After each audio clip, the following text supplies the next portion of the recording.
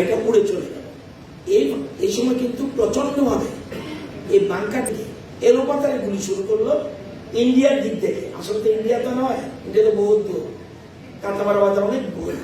আমরা গ্রামের নাম আমার মনে নেই, হিন্দু অধ্যুষিত গ্রাম ছিল, সবাই চলে এসছে, ওই গ্রামে আমরা বসেছিলাম। পরবর্তী সময় এখান থেকে এদিকে তো আমরা আমাদের শক্তি নেই, কিন্তু তখন এখান থেকে বাংলাদেশ আর্মি যারা আমাদের পক্ষে, তারা এই গাড়িকে করে পিছনের গাড়ির উপরে এলোপাতারি গুলি শুরু করলো এবং ধীরে ধীরে আমরা নদীতে পড়লাম এবং একদিকে একটু ফায়ারিং করে কিন্তু আমরা নিচে খালে বোয়ালিয়া খালে চলে আসলাম। এরপরে আমাদের কোনো গুলি লাগবে না আমরা জানি, এবং আস্তে আস্তে আস্তে আস্তে আস্তে আবার আমরা চলে আসলাম।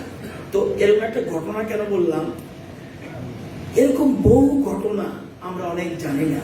বাংলাদেশের মুক্তিযুদ্ধে কত মানুষের এবং সচিন অর্ডার দিন, আমি বলছি আপনাদের জানে রাখো, আমার হাতে পয়সা নেই, বলছে না বাংলাদেশের লোকগুলি উঠেছে, তাদের কিন্তু এরকম বসে বসে খাওয়ালে চলবে না। কি করতে হবে?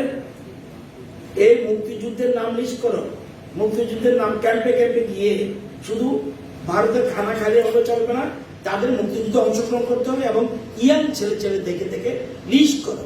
এবং আমি এরকম ভাবে গাড়ি নিয়ে যেতে পারবো না, আমার পয়সা কই। ওই আমাদের মোটর স্ট্যান্ডে একটা গাড়িওয়ালা ভদ্রলোক ছিল, আমি নাম জানি না, আপনার সম্ভব তারা নাম জানেন কি জানি না, ভুলে গেছি।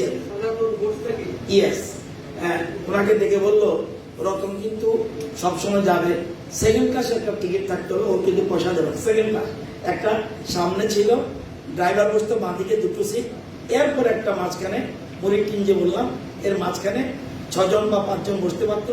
ওইখানে একটা টিকিট আমার সবসময়, যখনই গাড়ি তুলবো আমার পয়সা লাগতো না।